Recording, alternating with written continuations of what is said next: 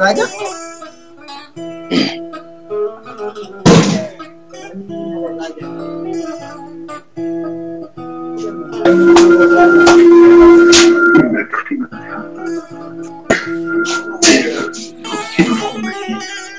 Assalamu alaikum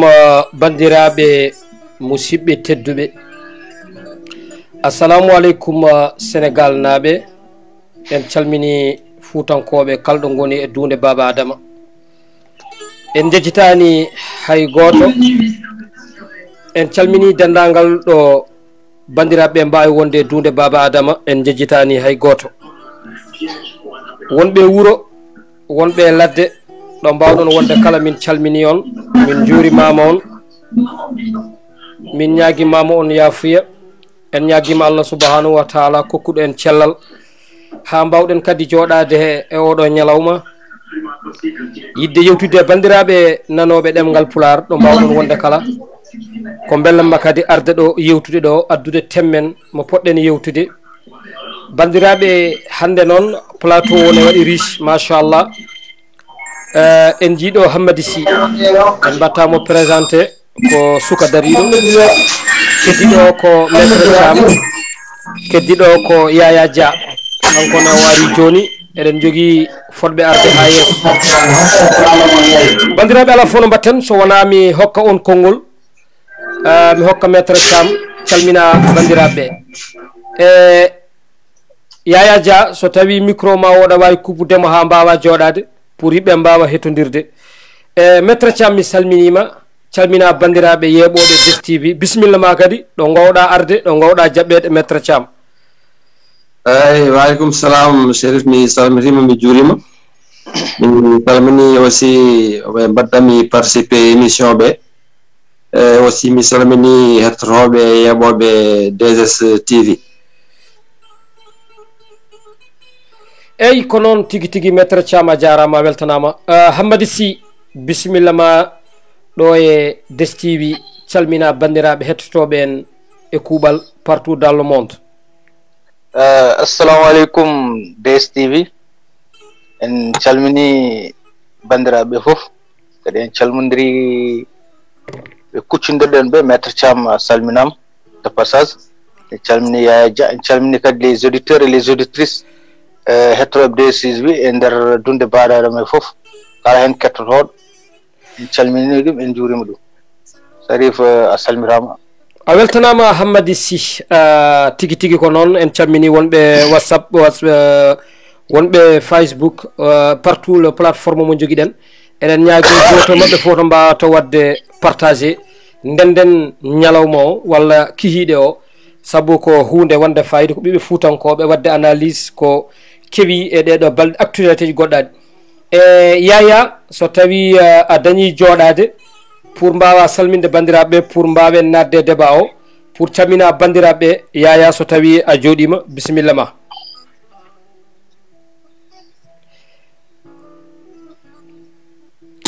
Assalamu alaikum warahmatullahi taala wabarakatuh.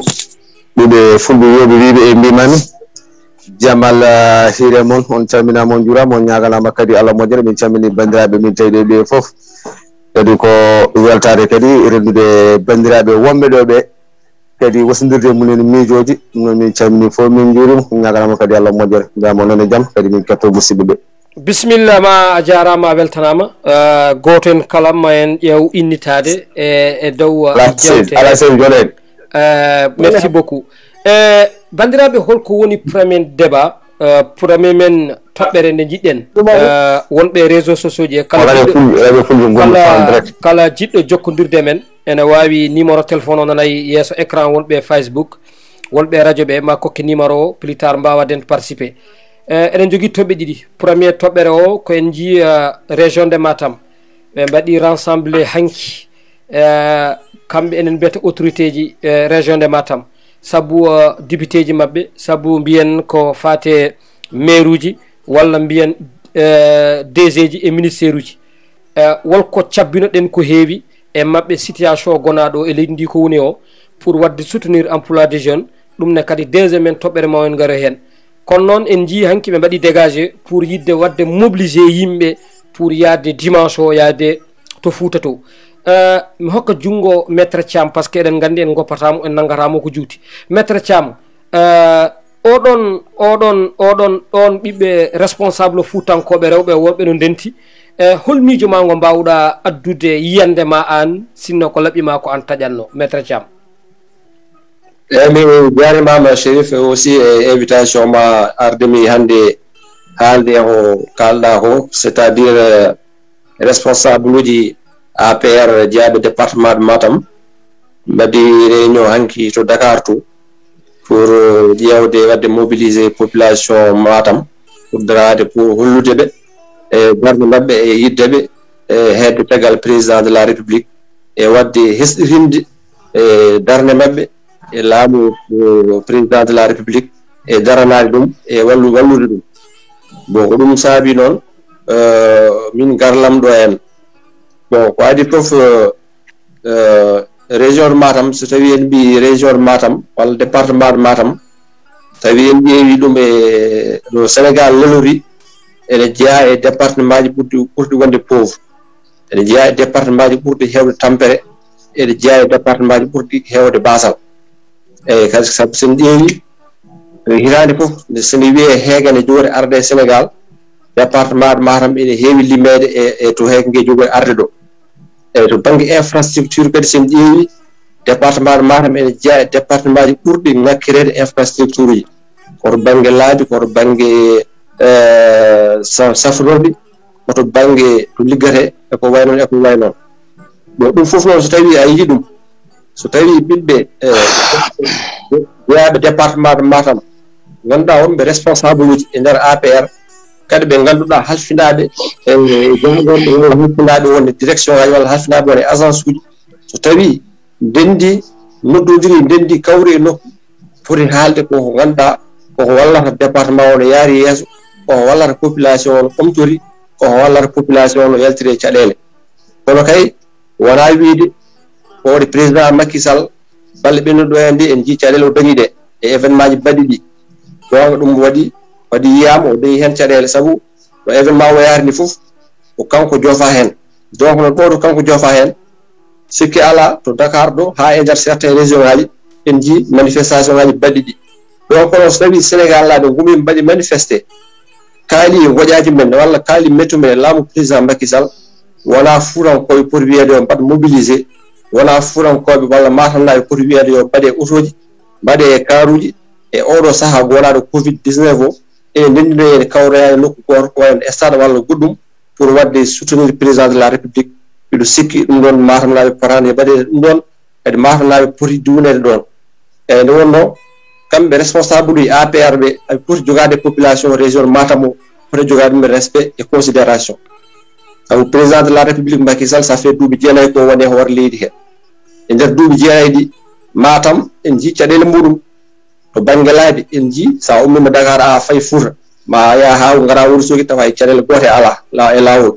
mais sa yettima Wourossogui ene wayno ko heddi ko ni ɗum ala e Sénégal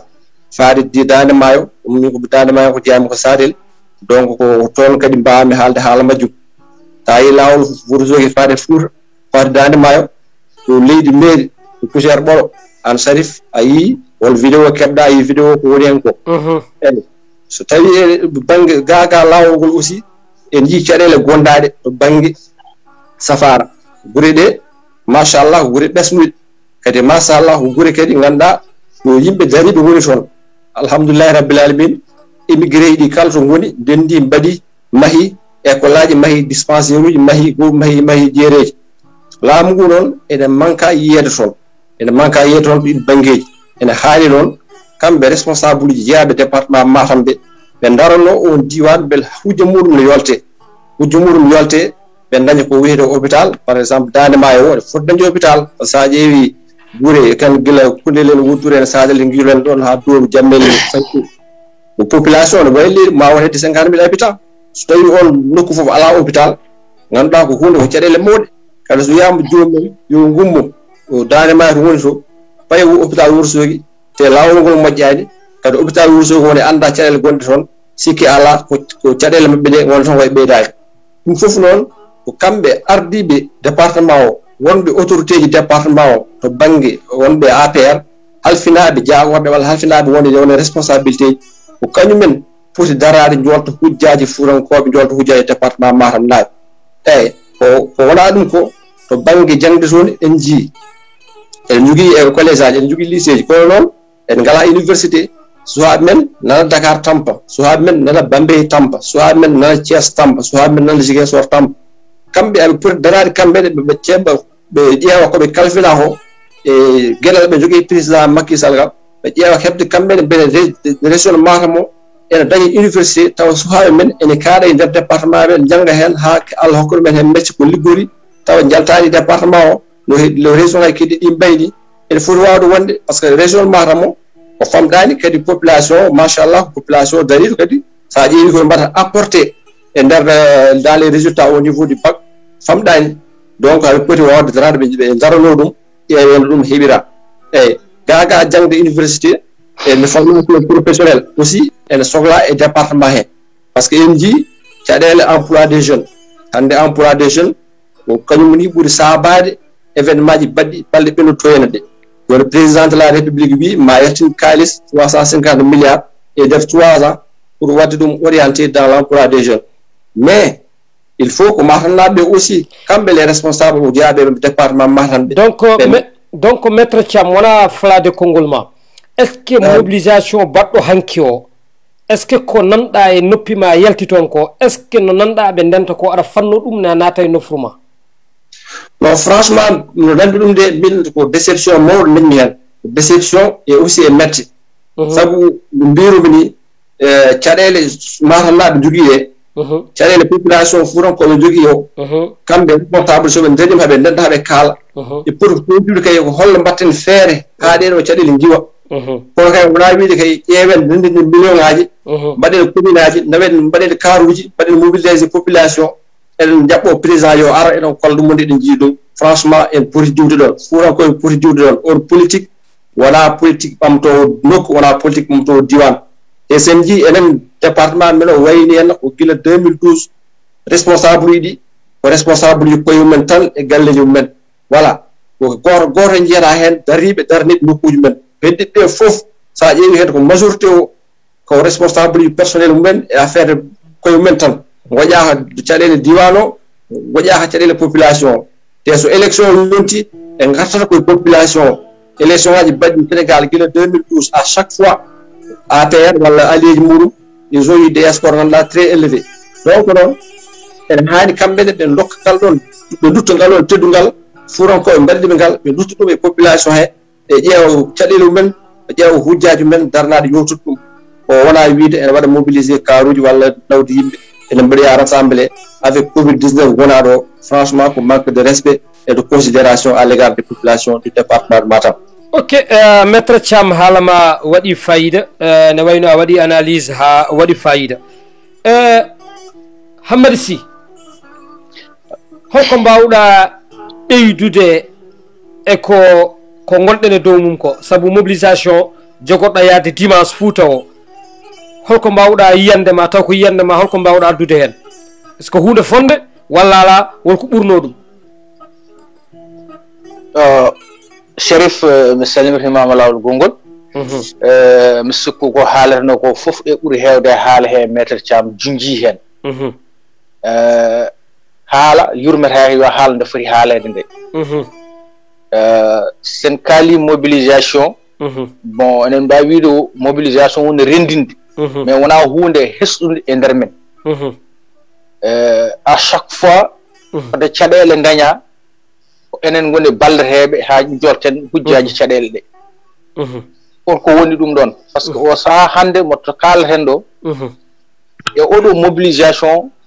baɗɗo mo jiiɗen e réseaux sociaux ji e humpitaji nanɗen hen so tawi ɓiɓɓe région de Matam noddama hen yo mbaɗ mobilisé fandare nde ɓe jogui e mobilisation min hande ko hunde nde bettudemi no fewi quoi Matam guila waɗa région de Matam waɗa créé faade hande guila 2001 sous le régime de Wade faade hande en jiyani ko ummi dow fayi less ko ummi less kadi fayi dow kala ko yooɗi e ko ñanta e nder région de Matam ko ɓiɓɓe Matam naaɓe kono mbiɗen ni wonɓe caggal leydi ɓuuri fawde hen juuɗe mumen sur le plan économique hande mo gonɗen ɗo enen caɗele men enen mbayle leydi caɗele men gasara Allah andi no safarto ko caɗele men gasara ko yon ko fuɗɗa kala hen ko fuɗɗa gasani foof ma wonde jokkita kala ko fuɗɗa tan jokkit mobilisation hande to jaareten ɗo e ko jiimi ɗo ko franchement ne waɗi mi bettere Allah andi ko woni caggal mobilisation Allah andi ko anni fewjere hen ene waɗi mi bettere no fewi ƴeew no foti région de Matam guila 2012 le président Macky Sall naari faade hande enen mon fof ndu fiyandu ko ndu umata sen nani ndu fof ndu fiyandu ko umata enen kam en dane maayo koɓe axe men o en ji dane maayo men o kalta par ce que ko ala ko fuɗɗa kam haalata ni biyata tan ko ala par ce que neɗɗo kam dayata koto nanggui no fuɗɗo wawde haalde ballade koye dikko mala to nanggui kay sikko tan foti ko joɗade tan hande Allah addani ɗum wona noon yarata enen hande en wona yimɓe fotɓe famɗinede e leydi he wona kala ko diɗile tan enen mbaɗe tondu mbaw mobilisation oɗo foti ko tondu mbaw kala caɗele dañade il faut que yo won appartenance jaltuɗo wawa hollirde oɗo wonto ummi min ko noon jiwrimi par ce que so tawi région de Matam ala waɗa répondre ko suni mobilisation ala caɗele mumen bawɗe humtanede sowona kono nde président ma bawɗo laamade fof dañi caɗele no wawa yeeƴade yimɓe gaare balle min sam metton holko woni sam metton par ce que suhaaɓe région de Matam ha fi fof hande so hegere ɗum fof en jii hen ɗo kewe leydi he en jii ko kewe leydi he en jii refe o kadi ko addi refe no are nde wonti ko ñalawma hooram o noon mono fof doganta ko danduɗo fittanu mum e danduɗo ɓesgu mum Allah suuri e reeni en en jii doole men e dowuji men e ko heɓɓa e ko rendinte mono fof waɗi nokku mum foti nanduɗo ɗo pour bandiraɓe ɓesguji dañ en jii no maître Thiam wirni heege so ari fuɗɗorto ko men enen est ce que enen poti heeɗi men garoy hen est ce que enen Matam naɓe enen poti heeɗi est ce que enen poti joɗade ha hande o sahata jareten ɗo e nguɗo laamu enen mbiya yen balle en jiyani ala fof ko jiiɗen ala to nanguɗen so wonti oɗo sahande yimɓe goni o ma mobilisation les responsables politiques région de Matam mbaɗo mobiliser les jeunes enen mbaɗ ɗumen e karuji min vraiment min ko hunde bettudemi oɗo responsabilité jeunesse holto jeunesse o woni jeunesse poɗɗo haalde holto woni est ce que jeunesse o ko ɗawaɗo konngol est ce que jeunesse o hol fodde makko e nder aduna he par ce que kala to jaaɗa ne waɗi jeunesse mais jeunesse uji ɗi fof mono foti jogui fodde mum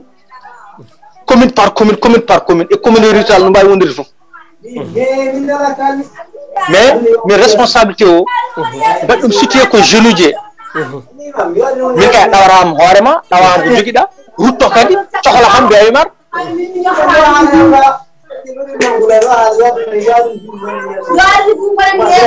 yaya aɗa wawi kuppude micro ma o yaya aɗa wawi kuppude micro ma o hawa gayna jaafoɗa joni sall joni sall eyyi vas-y continue Hamad to jaranomi ɗo ɗon tan ha jokkami ha joni responsabilité men e jeunesse o mbi ko ustutu la responsabilité jeune uji holto ɓe goni sono foti parti politique waɗi structuré ene foti jogade une considération sur la mobilisation des jeunes wona nomin cukalin fof nomin gara noon somin gayna moon min beddoon mais les jeunes là aɓe jogui dernier mot par rapport à tout ce qui fait ko watte ko pour jogade hen konngol so tawi jeunesse ɗawama e nder mobilisation e nder structure uji baɗi ni mieux vaut que les jeunes uji mbaɗa démissionné wona ala dernière minute nde cohluɗon min fof garone amen mbiyon min ngare mbaɗene min ɗum ɗo mais c'est comme quoi ko onon mbaɗi min utiliser par le moyen âge parce que amen guitta kalis amen totton ngare mbaɗe ɗum mbaɗi jeunesse o omo jogui responsabilité par de responsable so hunde jeeyi ha on te heɓata ala ko gasata mais jeunesse yo ummo jeunesse région Matam haydara parce que bolo ay wadde on part de responsabilité politique ɗi noon maître Thiam goreɓe fof ko dari darani ko hoore mum en jii yew ko probléme uji Sénégal ɗi puɗɗi ko mono fof dilli ene haala goƴe mum a yera région de Matam responsabilité politique fof mo fof nanggue becce mum hippi hen comme quoi ko hay goto wawde haal tout va bien alors que région de Matam haydara wako muƴi toon ala ko fewna enen hannde en potani fof woytanade Sénégal en pour wonde le poumon économique du pays Sénégal enen pour jogade ɗum enen région de Matam ala ken ngala so tawi en dañi walloɓe mais taw wona walloɓe ɓeɗo ɓe jiiɗen hannde ɓe ballata en d' accord mami rutto e ma joni so allahu o jaaɓi eɗen totta konngol hono Yaya Dia Yaya a tanka ko Fouta gonɗa a heeɗi a yii ko hanki ko kewi Dakar responsable politique mbaɗi rassemblé pour wadde mobiliser kalis est ce que oɗon kalis pour ƴettude yimɓe Dakar e commune aji rendin ɗumen Matam e contexte gonaɗo est ce que hande a tanka ka suka gonɗa ko Fouta est ce que on kalis o dañanoma olɗo fonno nadde walla ala aɗa yaadi koɓe mbaɗi ko sammitama jurama kadi min kettima bandiraɓe e mobilisation mo ɓe mbaɗi hanki responsable politique région de Matam o pour ƴettude kalisaji ene ndehayde Fouta ñande dimanche mobilisation mo mbaɗata o min o waɗi kam bettere mawde saabu nde taw noon sa ƴeewi oɗo refi naɗɗo e leydi o o tampini hewɓe ko Allah e nelaɗo mum e diaspora naɓe mbawi wallude fuutankoɓe ɓe so ɓe ƴeewino oɗo refi no yaari ni hay suwaɓe ɓe ne joguiri golle letti gollade kaɗama nde ɓe ndenti nde wal peeje ɗe ɓe ponno addande ɓiɓɓe fuutankoɓe taw wona rendinde ɓesgu fuutankoɓe e oɗo refi ene jaaha ne mbaɗoya affaire e caravane oɗo kalis moɓe tijjinowo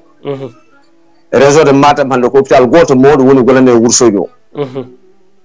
on kalis so tawi on nananoma e diwanuji he sukaɓe ɓe wol jangguɓe hen mecce nonki ko moyeji ballaka responsable du politique ɓe joguiɗe ɓe région de Matam sappo e jeegom ɓiɗɗo pullo nannaɗo e nder gouvernement mo hoorejo leydi Macky Sall o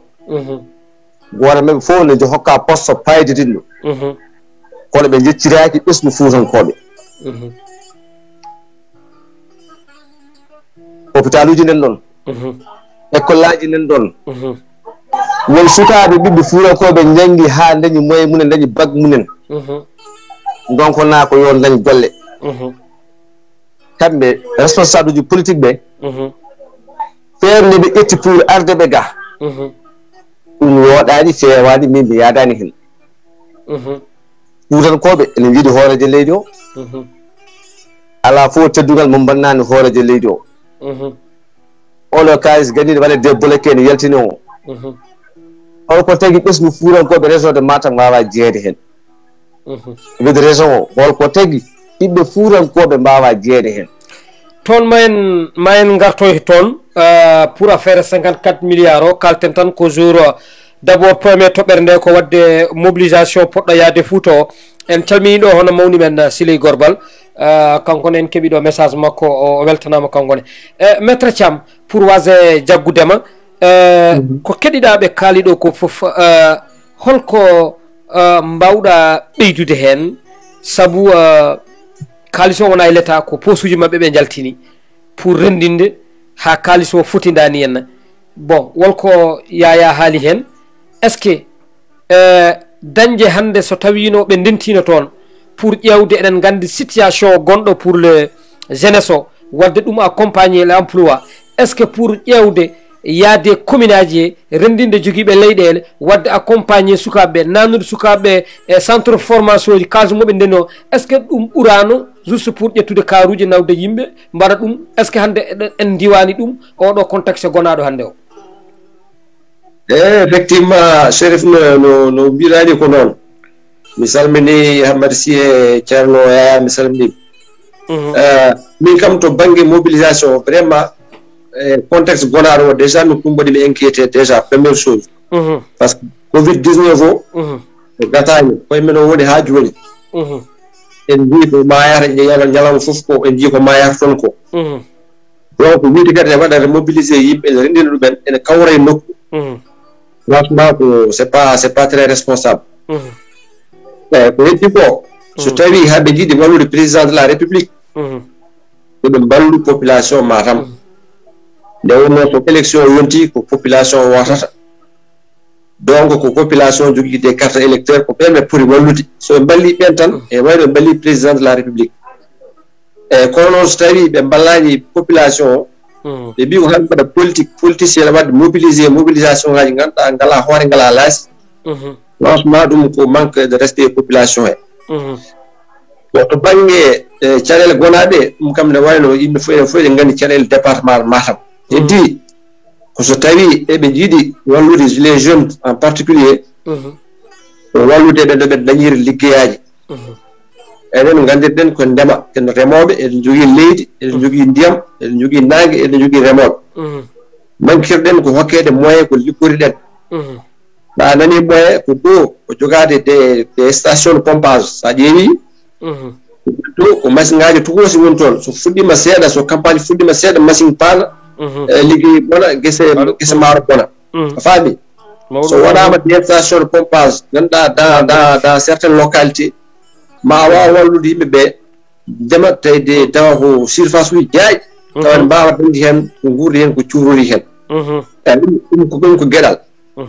ko gueɗal gongal ngalle ko so tawi ɓe ndendini kalis walla haɓe mbawi dañde kalis gummoto e laamu ngu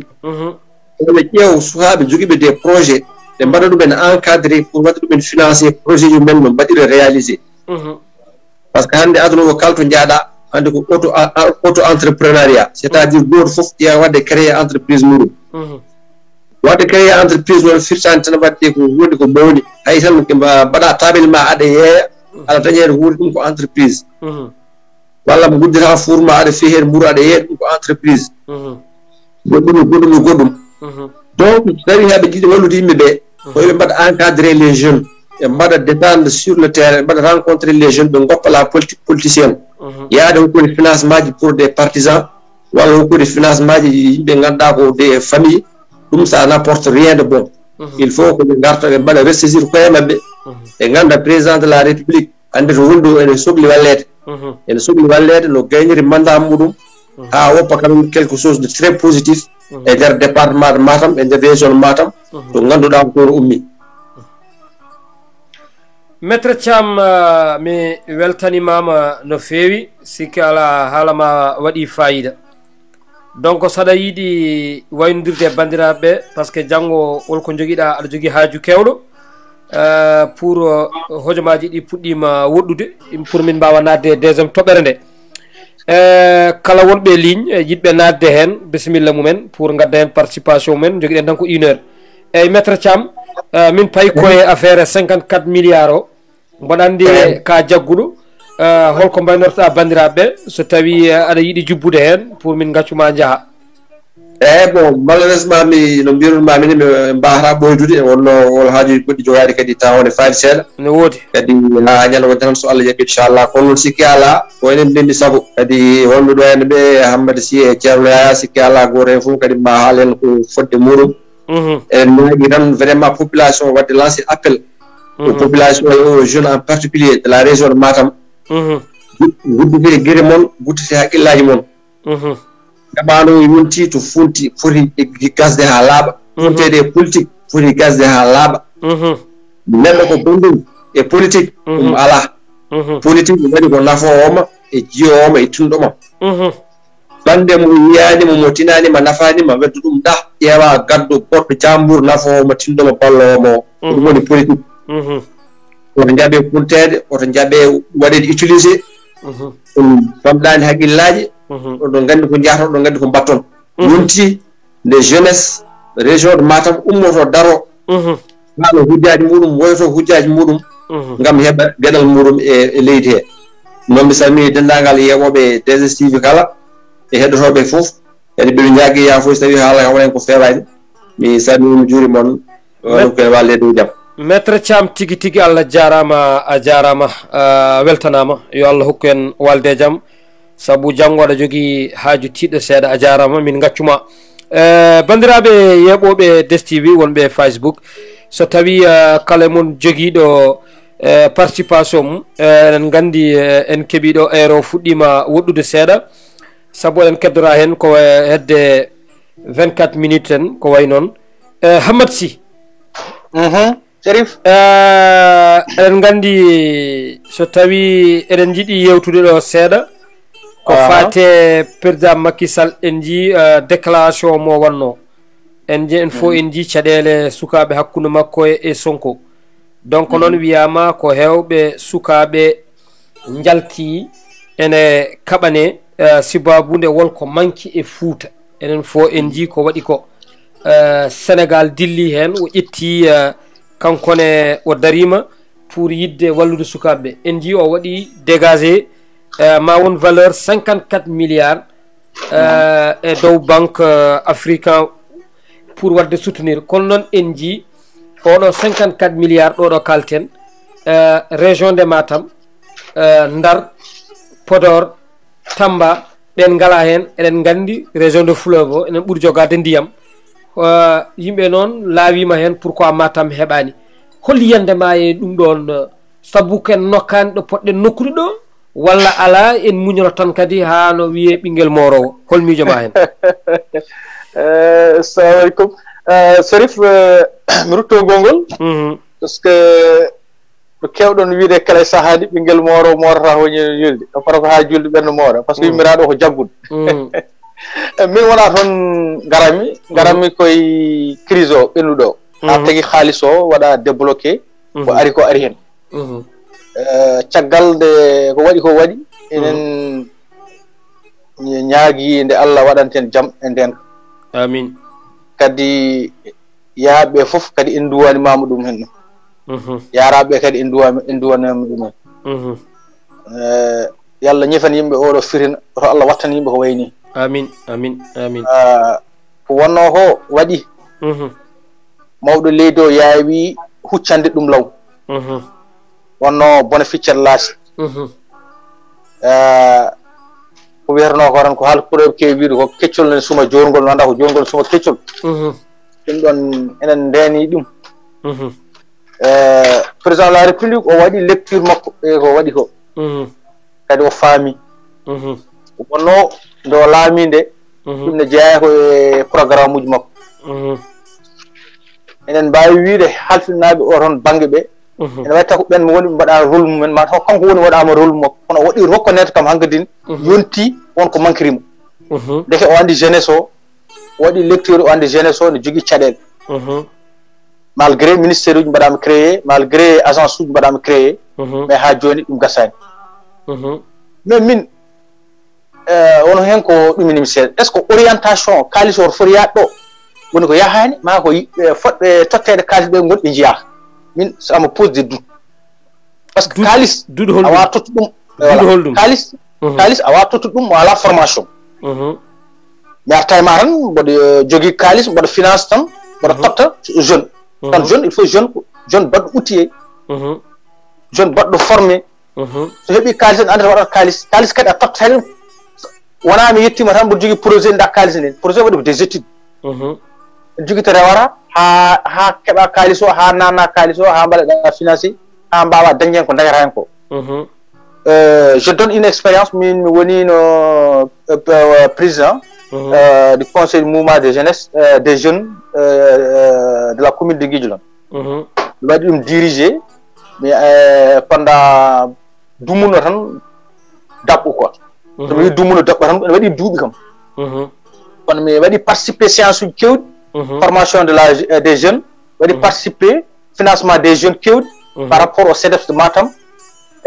holno mbatta ha monta des GIE holno mbatta GIE ha daña hunde e nder GIE ma o répondant sa ƴeewi ka enen to kalten to mbawɗen wiide par exemple région de Matam bon il faut que d'abord waɗa yimɓe mbaɗane créer des écoles de métier école métier ɗi d'abord pour adade so école métier a waɗama ha paari a waɗama outillé a joguima won certain bagage on saaha sa namdi finance par rapport e branche mo jaltuɗa o e meccal ngal jaltuɗa ngal sa waɗama financé ma jogo hen stabilité moƴƴo ma waw jogade hen kadi financement o wawa nadde foti nadde ɗo janggo e jaam daña hen ko poɗɗa dañde ko mais kono noon par contre enen en jooɗata ala dernière minute nenen kalis ari mono fof diire wiya yo kalis ar kalis jottirta hen noon kadi oto jejjiten enen saaha mo gonɗen o ko saaha mettuɗo en natti wonde jamanu nde no jamanu ngonu jamanu ɓurɗo mettude par ce que enen fof ngulla hen kenen jogui leydi kenen jogui ndiyam ndiyam ɗam joguiɗen nde leydi joguiɗen leyɗele en jogui jomumen hande natti wade no wano nden ni nden ala wawi arde mais Hammadi mate ɓen kañumen ne mbawa liggade e leyɗele mumen balle accompagnement e leyɗele mumen voilà toppa en mami an joom leydi o ma ala humpiro min mboɗo jogui kalis aɗa jogui leydi somi ari mi addi kalis am aɗa jogui leydi mi wima mbadden junggo e fando dañen ko dañen mais an ko avantage ma ko avantage am kono mais joom leyɗele ɓe jirta ɗum noon ɓe jirata ɗum noon so tawi an aɗa jogui kalis aɗa yiɗi luude leydi pendant une durée bien déterminée pendant aɗa jogui duuɓi ɗi poɗɗa luude leydi ndi ha mbawa dañde hen hunde mais joom leydi o fonno jogade hen ndimamo o wiya ha leydam ndi ko min jeeyi d'accord mboɗo luuma kono ɗum enen meeɗa wonde culture men Hammadi mi rutto e ma Yaya ɓooyi seeɗa Yaya aɗa heeɗi kam Yaya par ce que en jii financement 54 milliards en tant que suka région de Matam gonɗa wiya ko 15 ans ha 35 ans tabi ko ɗum ko 150 jeunes donc noon fuɗɗori bandiraɓe eɗen mbawi wiide ko e Sénégal ko Kaolack Kaffrine Kédougou Louga Thiès Ziguinchor Sédhiou Matam no wayi hande ni so tawi ɗum wonde sukaɓe wonɓe toon an ɓuuri andude hen caɗele gontoon ɗe pourquoi eɗen jogui ndiyam eɗen jogui nangue eɗen jogui leydi pourquoi ɗum ɗo yettaki hen to gonɗen to pourquoi ɗum ɗo en keɓani ɗum hol miijo ma henama eyi grafere salmina mon juuram beltanam ɗum ɗo kam woni ko bettanimi noon bon nde waɗi conseil allo way nde waɗi conseil des ministre ɗo e région de Matam ɗo nde waɗi ɗo horeji leydi arɗo nde wonno dagase somme milliard pour ko affaire emploi de jeune kalis o ha joni yiyaka nenaka sukaɓe ɓe e caɗele nder région de Matam laamu ngu so heɓɓitino yiɗide wallude région ngaji ɗi ko salle de formation ngaji ɓe malanno e diwanuji he sukaɓe mbawa janngude mecce guure mumen taw ala ɗo jeehi kono noon woni probléme o ko balletaki kalis mo l'État ƴettata ne wiye ne walla emploi de jeune o ka hokkereɓe jettinani ɗo foti yettade ɗo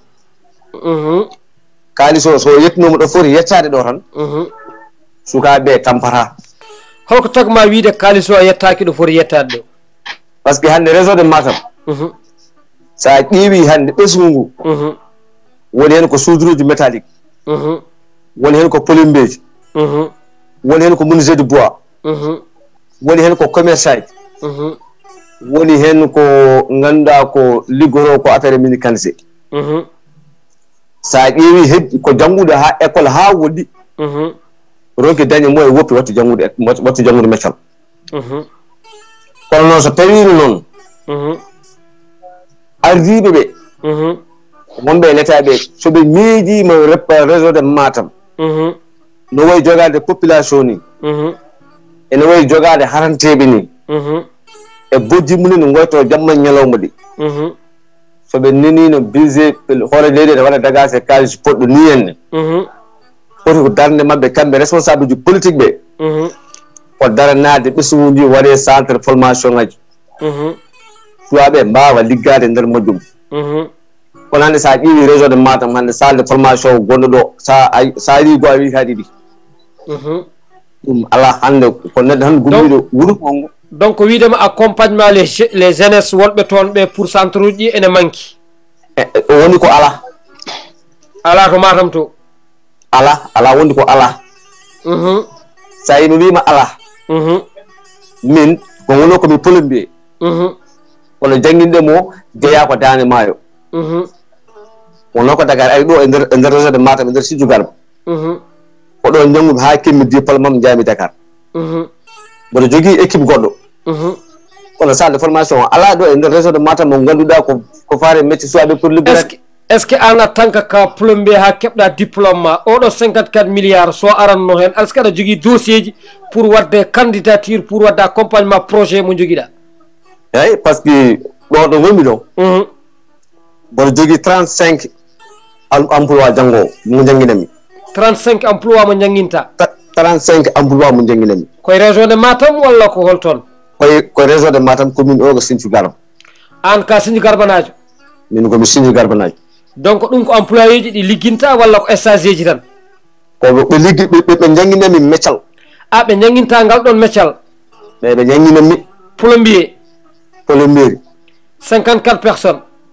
54 personnes mboɗo jogui ɗum mais an autorité ji gonɗi commune mo diwan Kanel o walla Wourossogui hay goto meeɗa yettade waddemo soutenir eɓe joguiɗa hay goto meeɗa abo hay goto meeɗa wona kala responsable politique gonɗo e réseau de Matam ene fammi momi yettaki e diwanuji he pour yidde waddema projet ma mo joguiɗa o pour yidde wadde projet kono mi heɓani ayi he kamɓe foof kamɓe responsable uji ɗi a heɓani mi heɓani ɓe donc holno mbaɗirɗa débrouillé hannde ha oɗo 54 ɓeɗo moyen holno liggodirtaɓe ɓeɗo taw koye Fouta ɗum ɗon ko Allah e nelaɗo mum e wa diaspora naɓe ɓe ɗanata ko jamma ñalawma suba he kiiɗe ɓe darnuɓe jamaji e jumaji mahoɓe galleji mumen ɓe ko ɓe hannde min liggonto e nder reedu Fouta holno diaspora naɓe ballirma hannde wal matériel mo jiɗemi eɓe ballami mi notat jomum téléphone tan walla mi haalde mum par WhatsApp après noon walla mi yiya Facebook mum min fota min nelde ɗum ko oɗo matériel jimmi wallami waɗa e conteneur neldemi walla neldemi kayes liquide mi waɗa commande Dakar mi heɓa kono e responsable ji politique ɓe mi heɓɓoroki hebde ɗum joni hadam arde Hammadi est ce que an projet ma o on waɗi rentable e maɗo gonɗa ɗo walla ha joni a yiyani rentable o taw min projet o mo joguimo mboɗo yiyani hooram kadi ɓe gonduɓe en jeeyani koye mumen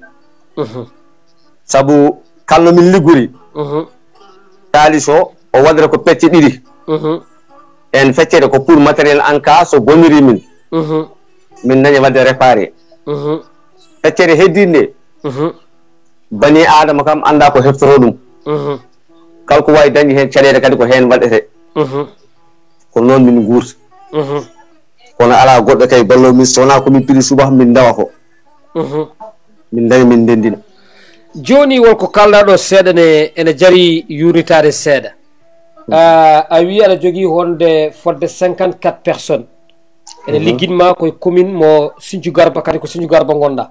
est ce que hande hono ma ni keewi dilloɓe pour joguiɓe jangguinoɓe métier hono ma en nan toon to région de Matam ene jiiɗi dañde wallede ene donki par ce que 54 personnes hokkede meccal plombier wona caahan hande kadi wol musidɗam goto son heeɓire numéro makko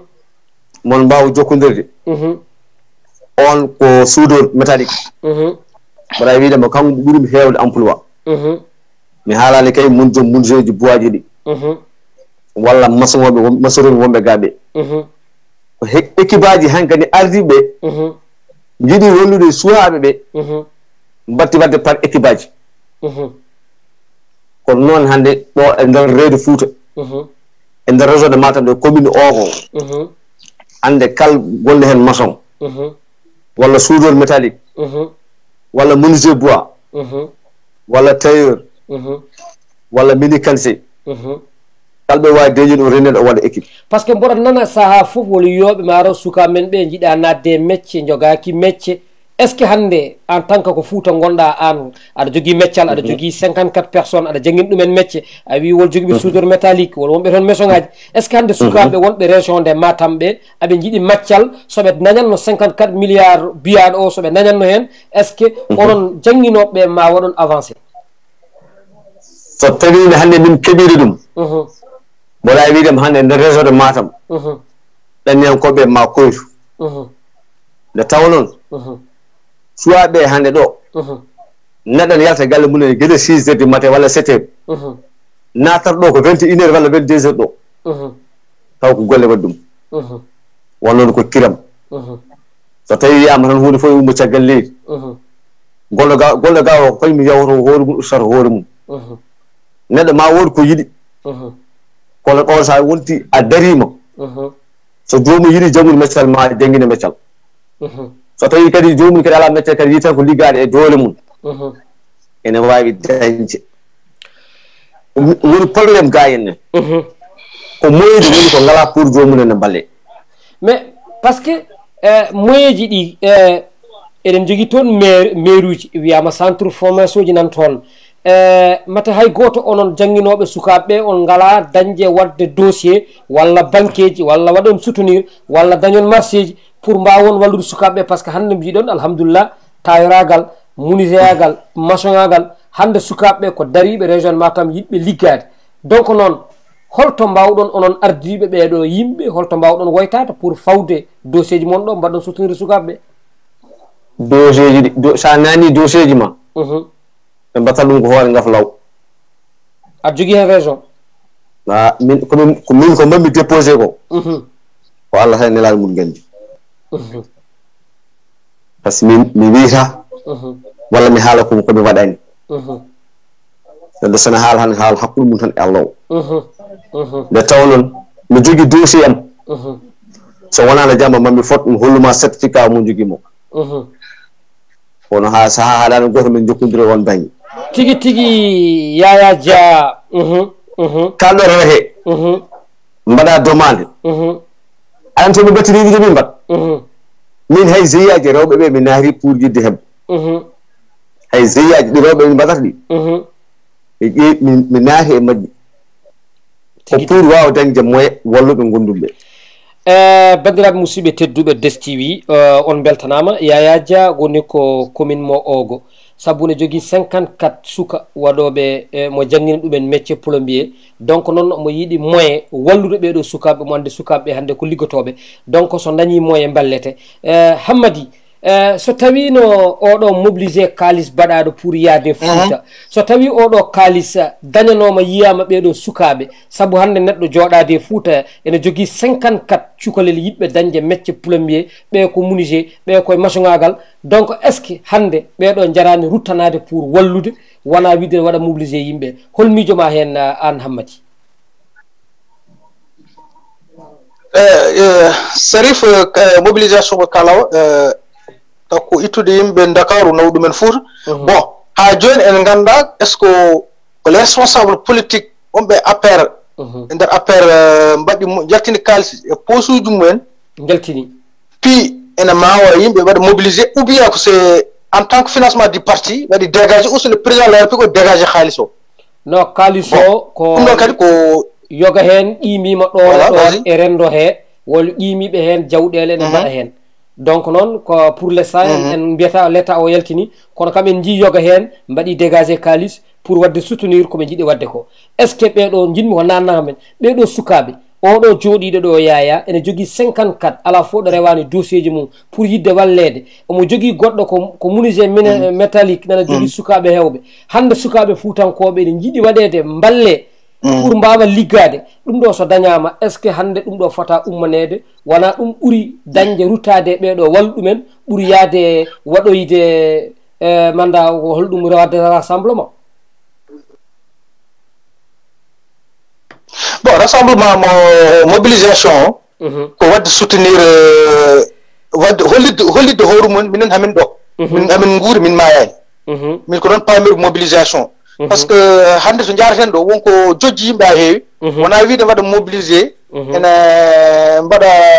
ene konga sabaraji ene mbaɗa buubaji e waktu mo gonɗen hande allo kadi ata allo aɗa selli ɗo gonɗa ɗo hammadi muñanan seeɗa ɗo gonɗa ɗo no waɗi dille seeɗa vas-y hammadi continue a joyi konngol allo mboɗo heeɗima région de Matam région de Matam ala ko hande handi sona waɗanede mobilisation e caɗele gonɗen ɗe e waktuji gonɗen ɗe eko haala heen ko eko yiya en ko fof enen hannde wonko cabbiɗen ko heewi wona ɗum ɗo cabbinɗe ɗe responsable politique men responsable politique ɗi joguiɗen ɗi hannde goremeɓe ɓe fof e mawgu mum e peeje mum e baawal mum hannde so yino ministre de l' agriculture ministre toppitiɗo éducation ministre toppitiɗo formation des jeunes ministre de la jeunesse goremeɓe fof so yiyanoma waɗama formulé les dossiers comme il faut région de Matam ne foti dañde gueɗal mi sikku hannde tan en ɓuuri ɗo min mi sikku o responsabilité kamɓe eɓe mbaɗi fiiɗo o responsabilité ko financement hannde wawa feccede e nder Sénégal hannde région de Matam région ngaji fof e limte région de Matam hunde bettudemi mais noon Allah andi ko tagui ɗum est ce que kamɓe ɓe jogini ɗum réponse kamɓe responsable politique est ce que ɓe jogini ɗum réponse est ce que kamɓe feccuɓe kalis ɓe mbaɗɓe cité région ngaji ɓe ɓe mbaɗani e région de Matam région de Saint-Louis région de Tamba on réponse ɓe jogini oɗo jeunesse kadi ɓeɗon aroɓe ɓe haɓe gara e région de Matam e ko caɗele baɗɗe ɗo fof eko haalate ko fof est ce que addata frustration de la jeunesse de la région de Matam c'est une question que je pose ɗum ɗo ko namdalam gadan namdal ɗiɗoɓal ngal min région de Matam hannde to kaala hen ɗo mi sikku région de Matam ene manqui jogade hannde ko wiyete des leaders politiques leader politique wona jahawane arta ne waɗa convoi ji wona jollowo yimɓe ne gulle nder caggal mo nono ko leader ganan neɗɗo kariɗo kaɓanteɗo hammadi vas-y jafuɗa mi wona kuppudemol gonɗo e ɓoggol o allo no mbaɗɗa aɗa selli mawɗum alhamdulillah indema holto noddata min mbiyemi ko Abdoul Birane Abdoul Birane Wane bisimilla ma wallahi mi wonnira direct mi yalona direct numéro o bisimilla ma ko a naati en direct holko jiiɗa e programme holko jiiɗa e yewtere he vraiment kam rawani lawol bon suwa kurankoɓe nana Thiès nana Dakar mbaɗa courage nana partout ko manqude moyen ɓe ngala météo ngala walloɓe liggoriji no fotno wallude mais mballani vraiment ko merci min mbaɗat ɗo sa yeyani biri tan ndera bokuji mana mbaɗa tirage ala ballo ko ma nara banque ji nannoɗa tati ko horen kone musi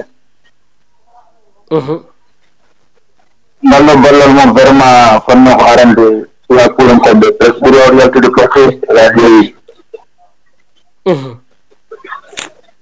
kono mbiri waw ɗannade no mbiri wawde yiliyade ma fonno yettirade men no ɓuuri wallirde ɗe ko no ɓuuri wallirde minen daga hewani janngugo saray hewani janngugo makki allo ano gonnanma ko eyi yoɓe jettiri suwa kurankoɓe no feewi vraiment en tanto laddeji he hefre oɗo kaha wallahi a jarama jafoɗa no feewi noon mi weltanimama tigi ko nodduɗa ko saabu o haali haala mbarka fayida a jarama no feewi eyi hammadi a heeɗima ko haali ko en jogui sukaɓe wonɓe waɗoɓe assurance nana Dakar fuutankoɓe woni hen koma mbaɗa banque ji pour mbawa dañde financement donc noon so tawino oɗo kalis kalaɗo so arino ma moƴƴu hen donc wolɗo jaranoɗa pour mbawa continuer Sarif mi sukku structuration mo kaloɗen aɗa ene portare makko woni mairie ji ɗi kanji koye majji ayde poti joganade chaque commune ene foti jogade gandanɗa hoore ma e nder commune he taw gandanɗa hoore ma ko uniquement ko waɗata tan ko l' emploi des jeunes ta financement gummiɗo caggal fof arata koye commune he kala jeune joguiɗo porteur d' emploi projet ene jogui projet ne yiiɗi waɗede financé projet kadi taw e nder commune he ne waɗi commission baɗo siége so yaari noon tan comme le cas de Yaya no haaldi ɗo joni commune ogo woni kanko wona e nder commune ogo dossier makko forani yaade ha nder région de Matam so heeɓi financement mum ko fate l' emploi des jeunes chaque commune waɗi décelé projet jeune joguiɗi so waɗi tappé sur table Yaya ma yaltu par ce que ɗum ɗon manque ɗen ɗum nem ene jeeya e caɗele men goɗaɗi par ce que so tawi a woni jeune a jangui métier a wawi jahata ko Dakar aɗa fawoyo alors que sa métier ngal sa waɗi ɗum e nder région de Matam ma e nokku mo gonɗa o ma dañ gartam mawɗam boɗɗo parce que ko haalɗo ko c'est très important minen hamin jogui choix ɓe waɗaɓe karo hamin jogui choix ɓe waɗɓe karo e machallah ene mbawi karo mais financement o joni ƴew liggeyaji ɗiɓe mi liggotoɗi foof kono wirini ko wonɓe caggal leydi ma guitta liggeyaji mumen tottaɓe mbaɗa no wirini ma waɗandeɓe ɗum jogoɗa bawɗo waɗandema mais ɗum ɗon ko wadde sur responsabilité des jeunes min ko ɗum tagui wiide nane la question de la jeunesse o hol jeunesse o holto woni par ce que hunde wonta heɓata ko jeunesse o foti ƴetto responsabilité mum hunde so yonti ko jeunesse ƴeew joni yaade dans le cadre de département Dagana département Dagana sa ari ƴewata tawra ko les jeunes ene mobilisé ene ndema ene dañi hen enen dans la région de Matam pour ngara tawa e wuuro jeune uji ene mbaɗi mobilisé ene ndema woda ko dañi mais c'est tout à fait difficile ɗum nane woni ko kalama probléme leydi ndi mbonomi évoqué nani ndi ɗum ɗon jinnomi junjude hen wona ɗum ko enen caɗele jeunesse allo mboɗo heeɗima jeunesse mo joguiɗen o ene waɗi différence hakkude men e autorité ji men yo kala joguiɗo projet ma ya ha Matam dépose ya projet alors que région ngaji fof dépose ko Matam pourquoi e nder commune aji a wawa waɗede créer e gandanɗa hoorema des bureaux taw yimɓe fof ɗo mbawa wadde déposer leur projet suhaɓe ɓe joguiɓe projet rentable e waddeɓe étude projet mbaɗa étudier e nder goto fof waɗe commune mum ande Yaya Dia jeeya commune ogo projet mo ko haali ko est ce que no woodi ma waɗa so commission waɗi siégé ma Yaya yalta o wi hono woodi kono so wonti a nayi ɗum Matam wona kuppudema mbiɗa an kala projet ji dañaɗi e Fouta région ngaji ɗi fof jahata ko Matam pourquoi commune aji ɗi mbaɗani créé cellule aji pour wadde accueillir sukaɓeɓe accompagnement mais quand même mairie ɗi holko nafata taw wona Matam mais voilà c'est là la question mo pose mami joni mbimami commune aji ɗi haɓe poti jogade gandanɗa hoorema des cellules gandanɗa hoorema des cellules taw cellule aji ɗi waɗa ko accompagner les jeunes mi wima mi hokkima joni yeru Yaya Dia no woniri commune de Ogo Yaya nen commune o ene jogui fodde 54 jogui 5 emploi astafurlah ko 5 maɗa holno wiri emploi jogui mo jangguini ɓeɗe fof joni so nder commune eyyi mo jangguini e nder commune o Ogo mo woni o e nder commune o so tawino ko cellule gandanɗa hoorema de financement ummi koye commune he Yaya Dia il sera le premier ganduɗa batteɗo financier e nder entreprise mo jogui o wawa sodde autoji o wawa sodde matériel mo liggori kadi aussi oto yejjit sukaɓe sa liggini ɗumen a gayɗa formé ɗumen e durée mo mbaɗa ndi il faut mbaɗa attestation de quelque sorte kamɓe ɓe liggima eya ɓe dañi diplôme naggam kamɓe janggo mbawa udde entreprise mais kanko wi c'est pas ɗum kadi ko accompagnement goɗɗo poɗɗo rewde e mabɓe anne kam dañɗo wadde mobilisé 54 jeunes hono mabɓe ne mbawi hewde ni aɗa andi kay ɓeɗo machallah fuutankoɓe hannde ne jiiɗi mecce ɓen noon hannde ne poti toppitede so tawi mairie kala dossier dañaɗo ko Matam tan nawete mais commune aji ɗi hol avantage sukaɓeɓe holko avantage no mbiruɗa ni ɗum tagui ɗum voilà ƴeew so tawi enen ɗo guure men ɗe jeunesse aji men ɗe comme ɓe mbawa wadde mobilisé ɓe mbawa waɗede concurrence financement ji batteɗe Sénégal ɗi il faut créer des GIE par ce que a wawa totti neɗɗo kalis a alata tumɗa groupement intérêt économique o a waɗat ɗum tan créé mbawa dañde hen par ce que a wawa totti neɗɗo kalis a alata tumɗiɗa par ce que kalis sa totti ɗum neɗɗo il faut nayoto tumɗiɗa parce que sa ƴeewi wiyaɓe mbaɗa financé ɓe so wiyama janggo kalis ari e mbaɗa financé hewɓe so wiyama GIE ko ɗon puɗɗito hoore golle ma jaa kadi mbaɗoya GIE pour mbawa wadde dépôt joguiɓe GIE ji ɓe il faut que mbaɗa étudier GIE ji hol sorte GIE ji jogui wona GIE fof natat financement parce que ne waɗi GIE ji natta financement GIE ji natat financement parce que a yettata kalis tan aɗa totta abba sérif ala to tumɗe janggo so yiɗi nanngude abba holno mbiyata par ce que kalis mo tottata ka duttowo ɗum il faut que mbaɗa créer une entreprise comme no wiri comme no le cas de Yaya ou d'autres wonɓe nder région de Matam ɓe mbaɗi entreprise aji so wiyama janggo financement ari commune Guijulon hokka e yeru kala jeune joguiɗo projet yo yaa ko mairie déposé projet mum siko ɗon ɓurata ɗon ɓuuri ɓadade ɗon ɓurata wadde kono wiyede yo projet ji fof kala joom projet yo jol yaha Matam te kadi Matam kadi so déposita projet ji ma ɗi fof wona tan joguiɗon projet ɓurɗe aduna fof nan toon ko ɗum ɗon les cellules ɗum noon pour ruttade koye commune ɗum noon ko état foti waɗ ummana ɗum e oɗo kalis payaɗo par ce que kalis o joni hay so ari pour neñara mbaɗɗamo ko ɓe keɓata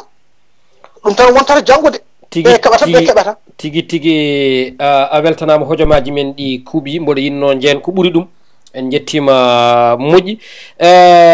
ceero Yaya mi hokkuma dernier ma mot pour mbaynoɗa bandiraɓe mi rutto hammadi yimɓe mbawa waynodirde par ce que ko joguinɗen ko gasi ha laaɓi kadi a weltanama saabu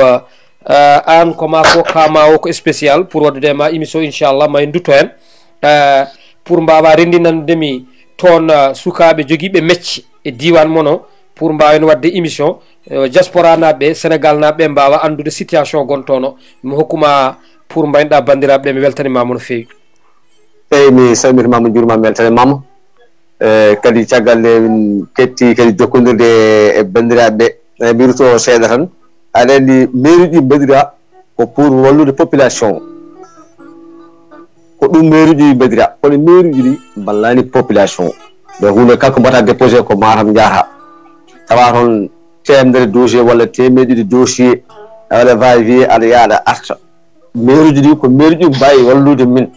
kono sa ari a haaɗi ɓe mbiyatma ko eyi sa waɗi windi dossier ma a gayni a rewaɗa repto finalement jahata kadi ko Matam ñalla tan juule subaka ha kikiɗe garta an kadi ne a wawata hebde so ɓooyi tan wonna kadi ɓerde ma huɓɓirta ko pasuji ma transport ma yaaɗa aɗa arta ko so ɓooyi tan a doƴinat nde tawnan a heɓata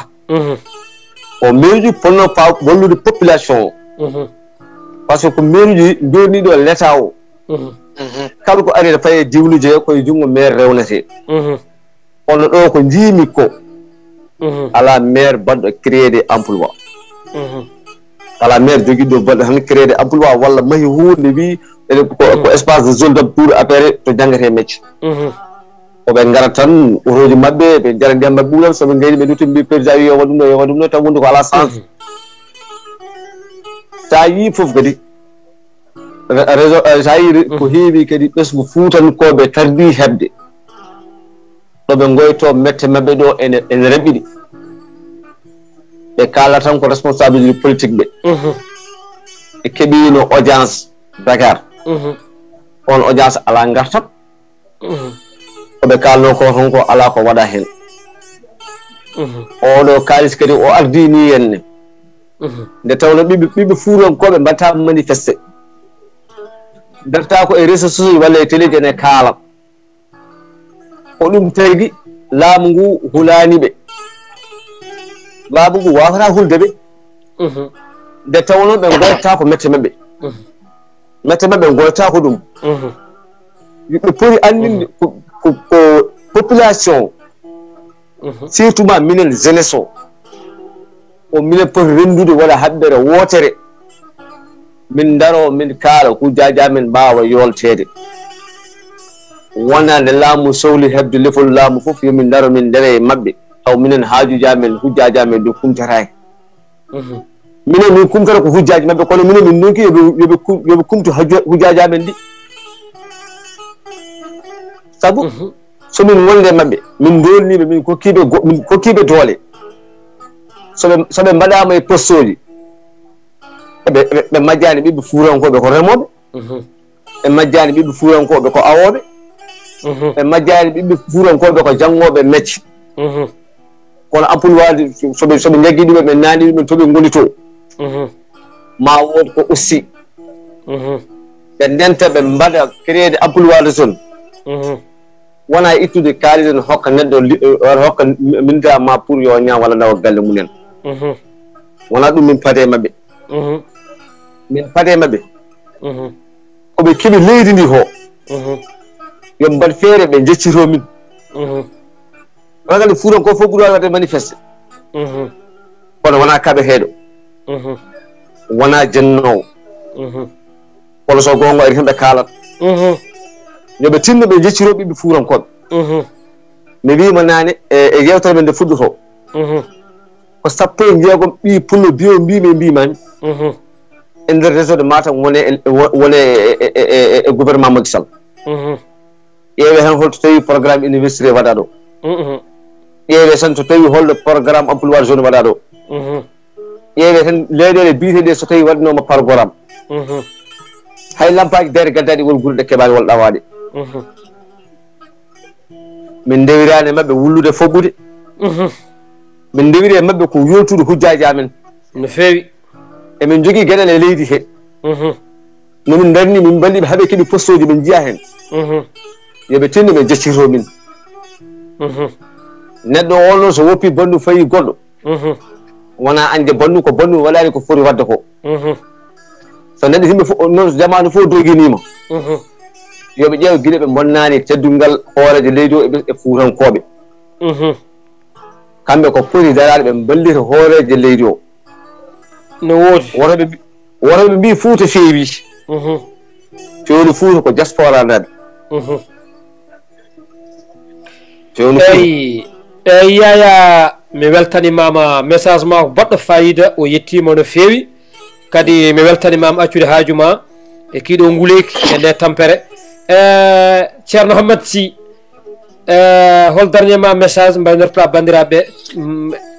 saabu en ñaami hen 14 minutes bon min kam tan ko wasde judde artude tan e goƴaji men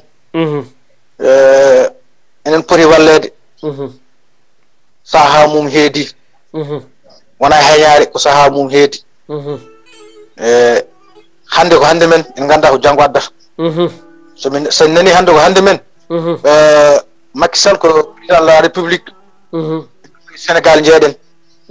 hanke ɗin kam en mbiyatani ko men jeeya en ndiɓi ɗon par ce que en Sénégal naaɓe sen mbi ko men jeeya tan firti ko wonko poɗante ɗo en Sénégal naaɓe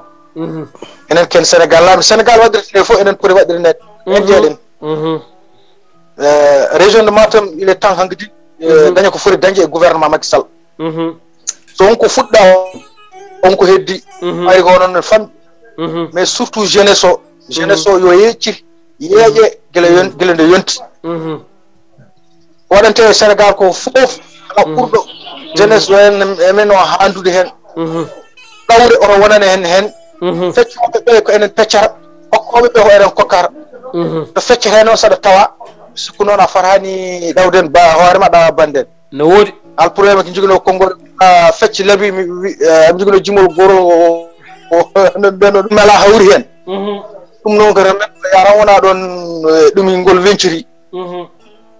enen noon tan koye feccoɓe jeeɗen nde yonti nde ƴeewen jeeƴeɗen kadi jeunesse o no yawa wirni jeunesse o e leader uji politique e waɗoɓe politique ɓe saɗa waɗa politique d' abord ko yimɓe yimɓe gembanma hasanma yimɓe ƴettanma nanma dow sa yeeƴima ko yimɓe mais no yimɓeɓe waɗoɓe maɓe yeeƴo ɗumen yoƴi ɗumen guila nde yonti min kon message jogimi hen Allah jarama a jarama bandiraɓe heɗotoɓe DES TV radio Sadel FM accude haajuji moon pendant 1 heure onon keɗomin kala komin kaali ko fewani hen koto Allah kala komin kaali hen komin juumi min ñaagui on yafuya haalde weeɓani bandiraɓe ko ɗum ɗo wonno komin gadda noon yo Allah hokken walde jaam so waali yo ñallu so ñalli yo wet haza assalamu aleykum wa rahmatullah